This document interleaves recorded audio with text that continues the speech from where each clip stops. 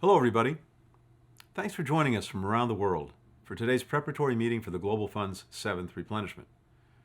And thank you to our co-hosts, the Presidents of the Democratic Republic of the Congo, the Republic of Kenya, the Republic of Rwanda, the Republic of Senegal, and the Republic of South Africa. The Global Fund to fight AIDS, tuberculosis, and malaria has done so much good in the past 2 decades.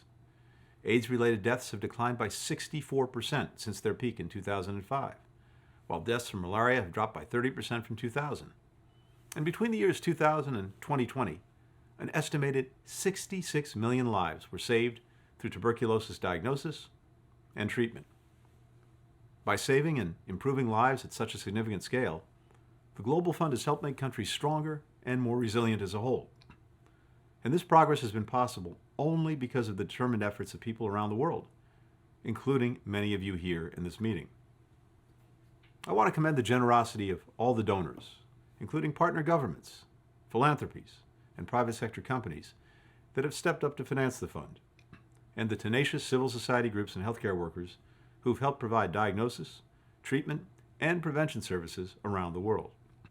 I also want to acknowledge the leadership of African nations and governments, which have stepped up repeatedly in the fight against HIV/AIDS, tuberculosis, and malaria, often modeling for the world what implementation of effective programs looks like.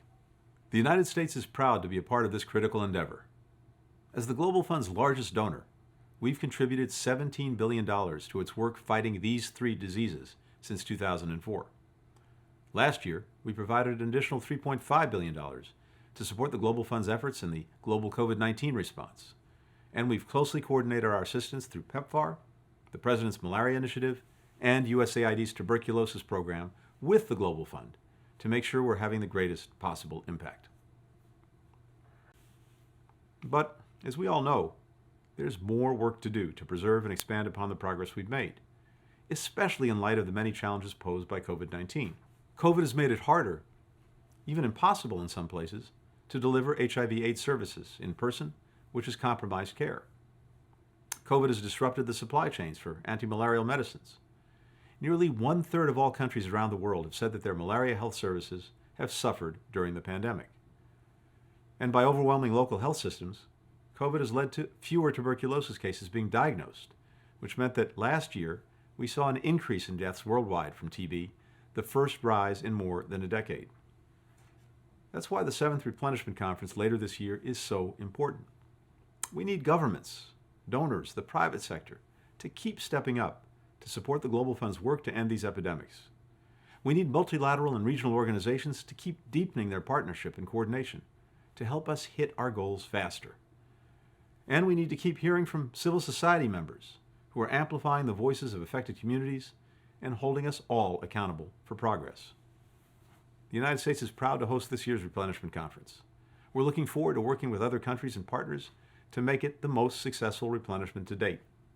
You can count on us to continue to support the Global Fund, as well as our bilateral assistance programs, so we can end all 3 of these pernicious epidemics.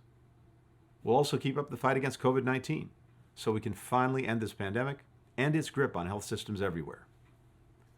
We know from long experience what it takes to battle HIV/AIDS, tuberculosis, and malaria. All of us working together, across governments, philanthropy, the private sector, multilateral organizations, and civil society. The United Nations has set the goal of ending all 3 epidemics by 2030. This meeting and the Replenishment Conference later this year will move us closer to that vital and noble goal. So, thank you everyone for your commitment to this life-saving work.